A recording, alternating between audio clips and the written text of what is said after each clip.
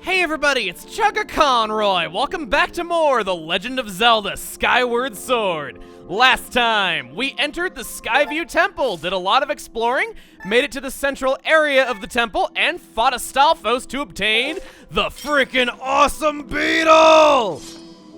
What I consider to be one of the best items in the Zelda series history. This time, we are taking our beetle and we are continuing our exploration through the temple now that our capabilities have been, shall we say, enhanced. So starting off, in practical uses for the beetle and how you can use it in combat, I did show that you can cut down the Skulltulas. They will eventually spin their webs up once again. But when they're on the ground, yeah, you can just do a finisher on them right away. And there you go. Really easy way to instantly kill those. They can cut through the webs on the walls though, but it is a little bit trickier to get them down. On top of that, you might see objects occasionally dangling from webs in areas that are infested with these guys. Should you break those open, there are great spoils to be had. I highly recommend that you go around this room, break every single one of those crates that you see, and go into every single one of these crevices in the wall that you can. Also, Deku Babas? No longer a problem. It's insta-kill. Really? Well, that's about the closest anyone's ever come to a switch without actually hitting it. Gonna go around this way just because I gotta kill this other Deku Baba now. Even if they're on the ground, not a problem. You can instantly kill them there as well. Your beetle can take a few hits before it goes back to you automatically. It can only take so much of a beating. It's not exactly the most durable item out there, but hey, it is what it is. And what it is awesome.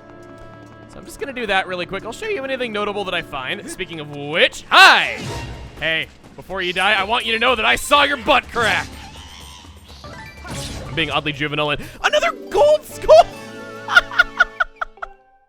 Wow! Man, 2 blue bird feathers, now 2 gold skulls? I'm just raking in the valuable resources. I was thinking about maybe going back to the surface and, selling some of my stuff to Rupin in order to afford one of those seed satchels so I could use my slingshot a bit more, though, but I don't think I really needed it. Anyway, though, I'm sure you noticed it. Piece of heart in that cage. How do we get to it?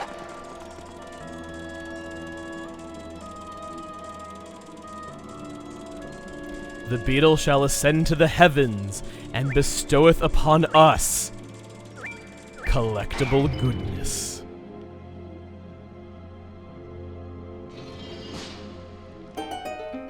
And yeah, Piece of Hearts in Dungeon. What is this, Wind Waker? I said I would reference another Zelda game. I promise, next time.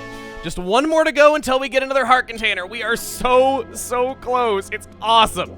Anyway, now I'm gonna do exactly what I said I would do in the first place. Go around this room, see all the things that I could obtain from just checking every area that my beetle can wiggle its way into, shall we say. Ooh, Amber Relic. And another.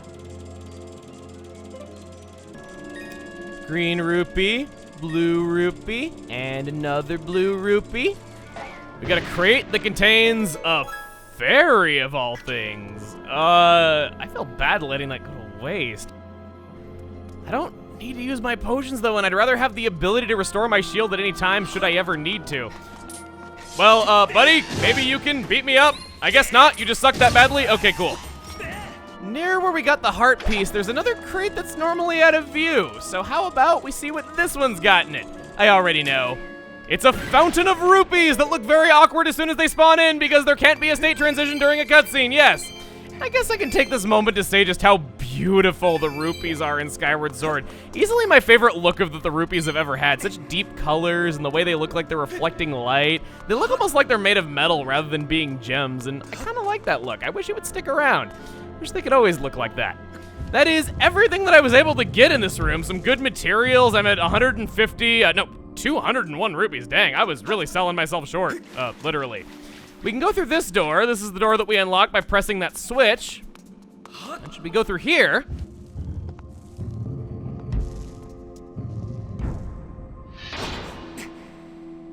Nowhere else to go but trinocular vision. However, you! Do an upward sword draw, instantly flip it over, finish blow. Easy. That might open the door, but we haven't stabbed out these eyes yet. I'm not interested in going yet. No matter what you do, you can only get 2 of them to look at you at a time no matter where you stand. Climb up this really cool looking ivy. I think that's probably the thing that's helped the most by the whole impressionist style right there. just gushing about the style so much, you know? We can knock down that metal box, and we'll never have the privilege of knowing whether it had tons of money in it or not. But what we can do, as a bit of a consolation, is not climb up it, thank you. Push it down this way. I have been a bit of an open critic of block pushing puzzles, saying that they're kind of only there because they were there in the last Zelda game, and they were in that one because they were in the Zelda game before that, and they were in that because they were in the Zelda game before that. And there's not really a lot of ways to make it interesting after the top-down ones kind of did that whole thing of, oh, I didn't know I could push that. I think it's a type of puzzle that's worn out its welcome. Here comes the U-turn, here comes the cop-out. I think it is pretty clever that you gotta push this one to the exact right spot, stand on top of it so that you can be equal distance away from all of these eyes at the same time, so that you can do this.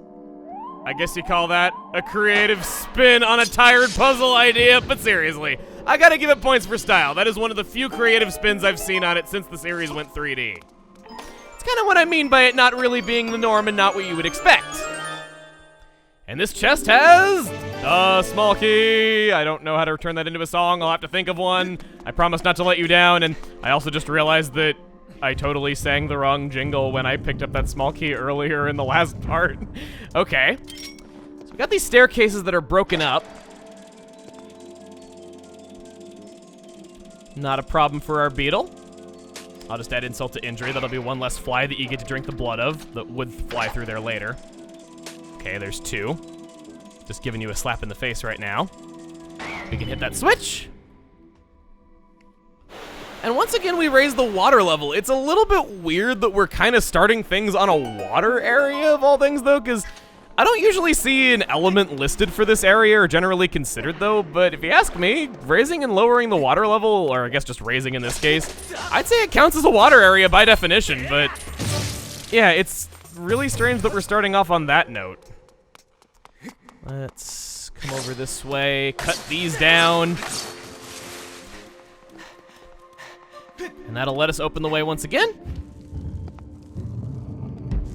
Hold on a moment. I feel like I missed something in there that felt a little bit pointless in how we went through there.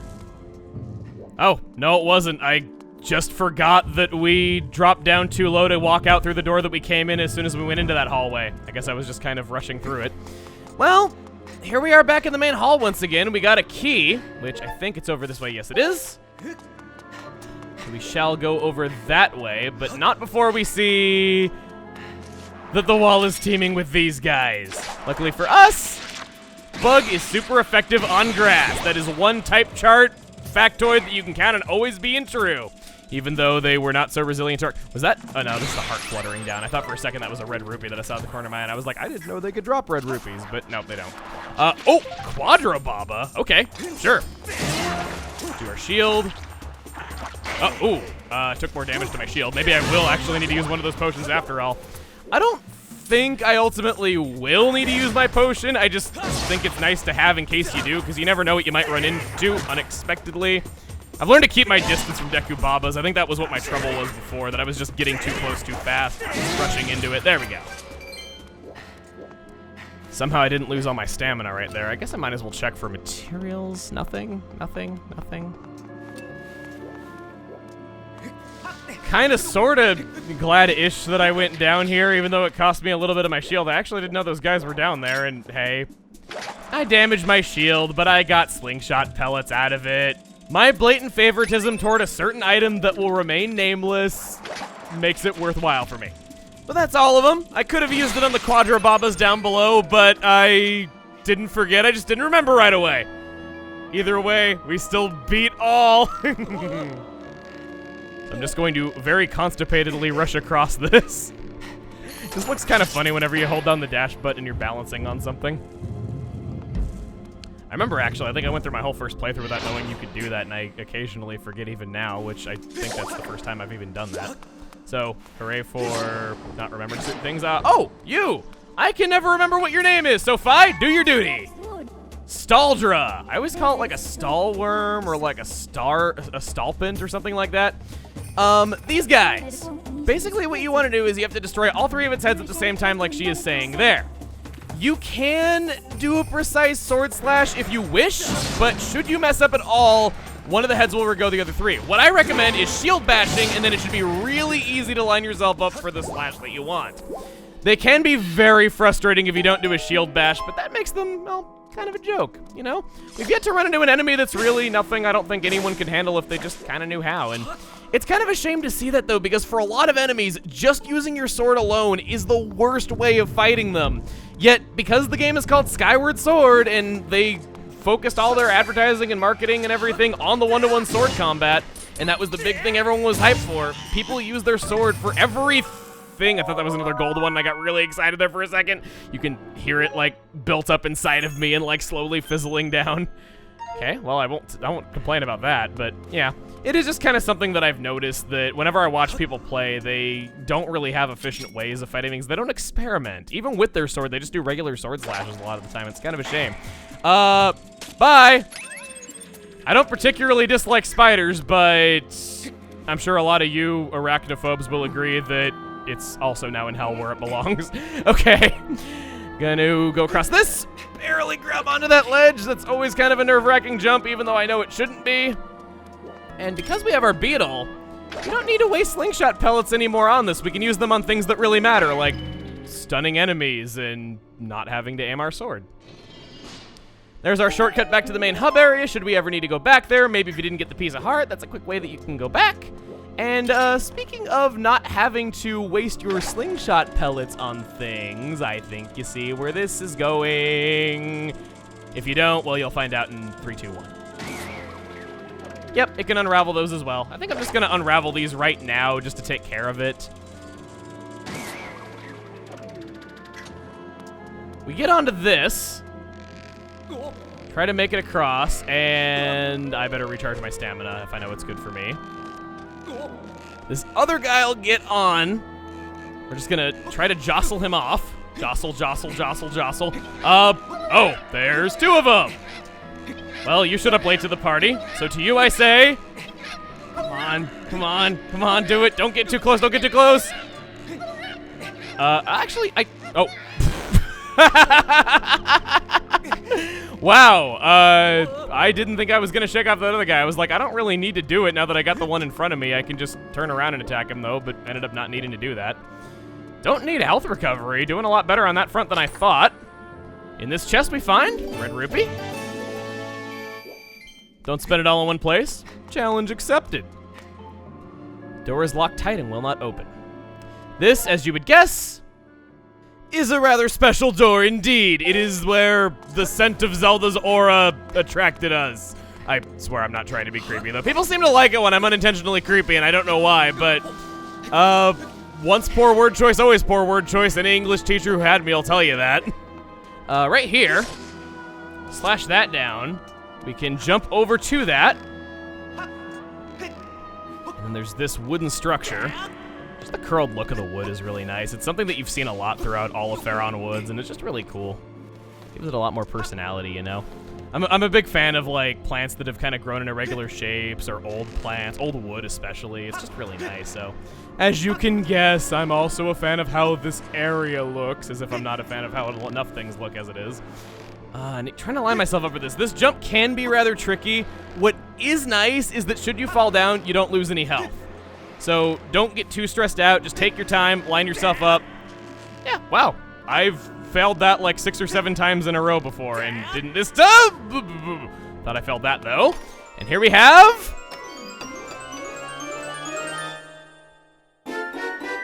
golden carving. This strangely shaped gold sculpture is covered in mysterious patterns.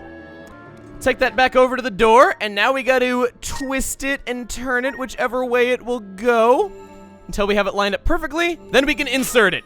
This is taking something tried and true like the boss key and changing it up a lot in a way that I think is really interesting and works well for what Skyward Sword is.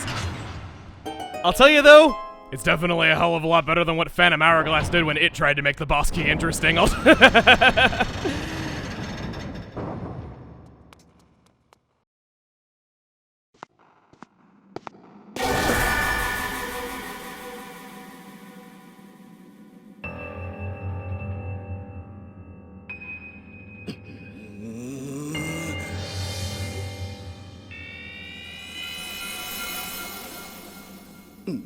Look who it is. I thought the tornado I stirred up would have tossed and torn you apart, yet here you are, not in pieces. Not that your life or death has any consequence. It's just the girl that matters now, and I can sense her here, just beyond this door. Yes, we plucked Her Majesty from her perch in the clouds, and now she's ours. Oh, but listen to me. I'm being positively uncivil. Allow me to introduce myself. I'm the Demon Lord who presides over this land you look down upon, this world you call the surface. You may call me Ghirahim. In truth, I very much prefer to be indulged with my full title, Lord Ghirahim. But I'm not fussy.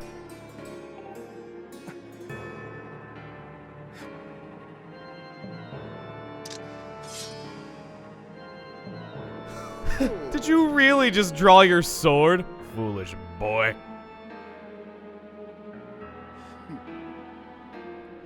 By all rights, the girl should have fallen into our hands already. She was nearly ours when that loathsome servant of the goddess snatched her away! Do you have any idea how that made me feel inside? Furious! Outraged! Sick with anger! This turn of events has left me with a strong appetite for bloodshed.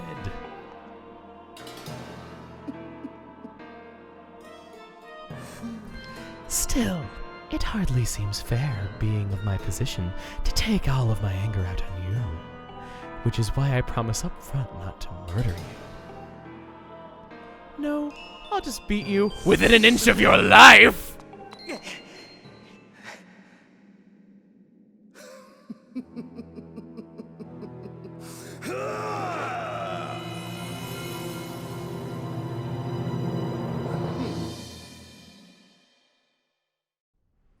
Evil never looked so fabulous! Demon Lord Ghirahim, a title usually reserved for final bosses.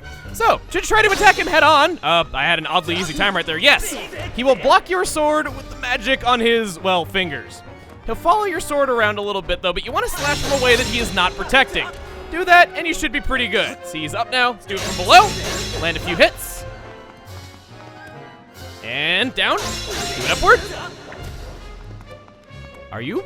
What? Oh, no, he followed us that time. Okay, yeah. Usually he will follow your sword as you move it around. You see right there. Just wait for him to stop following it. And then, nope. Didn't quite do it right there. It looked like he stopped. Oh, he's teleporting. Appeared over there. Let's draw our sword out. You can't really use the sword draw on him too well. He's usually prepared for it. Do an upward slash there. Following us still. Wait for it. Come on. Wait for the right moment. Not gonna do it, okay. All right. Down, okay, there we go. Stop moving right there. He was a little bit, took a little long on that one.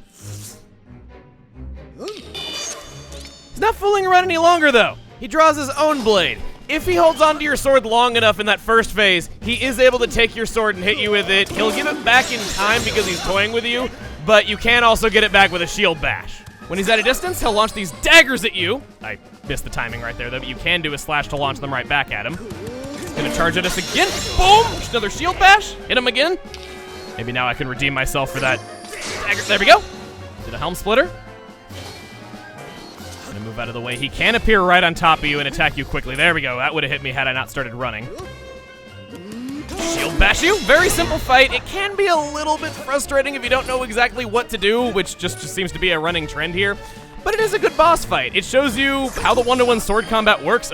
That was weird. I tried to do a shield bash right there to show that that works too, but I was a little bit late, I guess. I guess not late enough to get damage to my shield. Do a diagonal slash there. Do a shield bash, and hopefully this will be it. Nope. There's that. And you're teleporting, okay. Oh! A little late on that one. He is able to parry you if you just attack wildly, which is why I'm not just rushing at him and attacking. Get him, get him, get him! Alright. Should be just about done. He is using the daggers quite a bit. Run. Oh, I see him coming a mile away this time. Boom, boom, boom. And he's just charging at us repeatedly.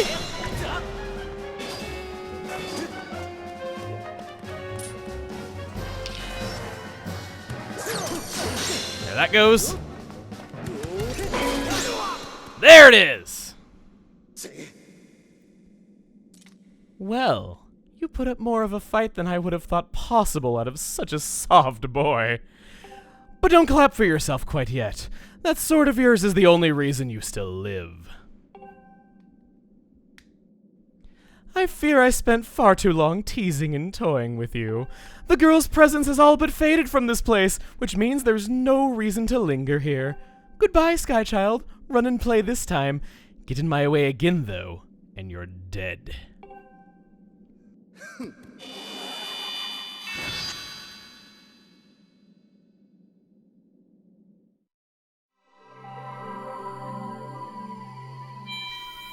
And that's that. I've seen a lot of people that were first-timers get frustrated on that because they got impatient and they couldn't figure out how to make them stop blocking you, but just be a little bit patient and wait for the right opportunity to strike. Really isn't that bad. I will say, however, I had the privilege of playing Skyward Sword before it was officially released at E3. This was the E3 demo. This boss fight was, at least one of the demos that you could choose to play. It had a 10-minute time limit, and watching people from CNN who don't play video games and taking up the entire 10-minute timer without even getting him to phase 2 is one of the most thoroughly frustrating experiences of my entire life. Especially when those lines go on for over an hour and there's nothing to do. Anyway, on a brighter note than one of the worst experiences I've ever had watching someone play a video game, let's go through to Zelda's Aura. And these springs, they're so peaceful. This is another song I like that you don't get to hear terribly often, so I'll be quiet and let you enjoy it.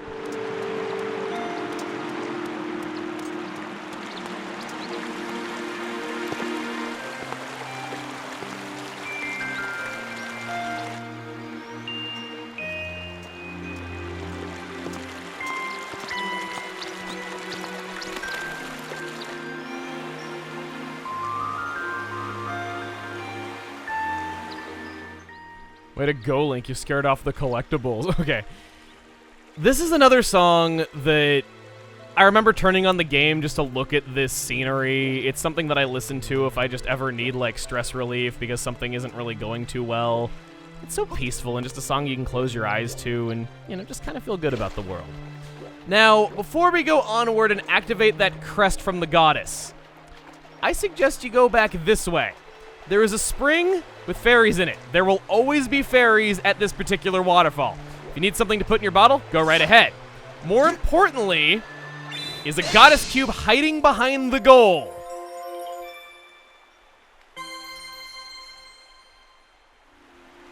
That's our third one now. A lot of things should be looking different up in the clouds whenever we do that. There's a lot of different things that we can get here. Should be able to get some more... Oh, no, I have to break them. That's kind of cute how they, like, float in the water like that. And then it got stuck on my sword after floating in the water. That's, like, doubly cute. And it... Wait.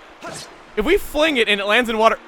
That's cool! I didn't know that was the case. Okay, there, I finally get what I'm looking for. Are some blessed butterflies, but most importantly, even though we scared it away in the cutscene, there is always a blue bird around here. I want to grab that really quick before we progress with things, just because, you know, it's a very rare material worth 100 rupees. I must be rich. I must be rich.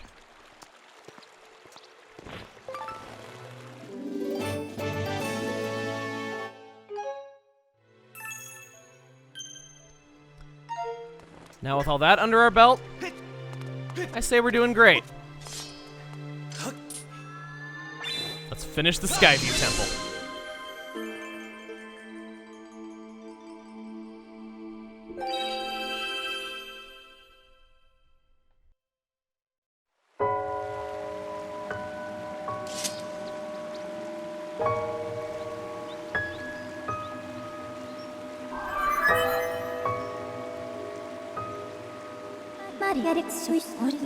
Master, I have a message written in the language of the gods of old. Allow me to translate for you.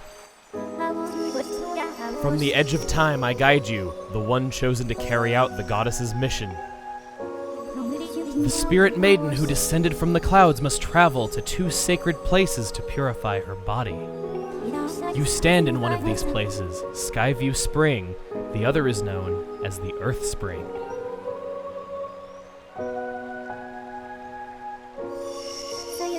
This second spring is hidden away deep within the scorched earth of Eldin. The spirit maiden, ever mindful of the heavy task entrusted to her, has set out for the second sacred place.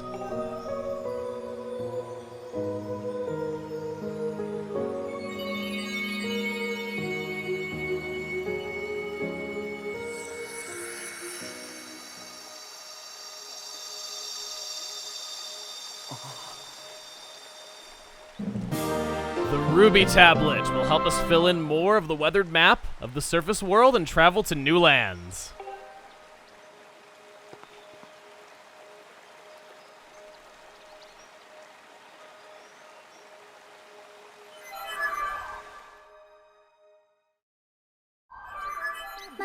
Master, as I just translated, it would appear that Zelda purified herself in the waters of this spring. Now you're going one step further from repeating things that other people just told us seconds ago and repeating things that you yourself just told us seconds ago.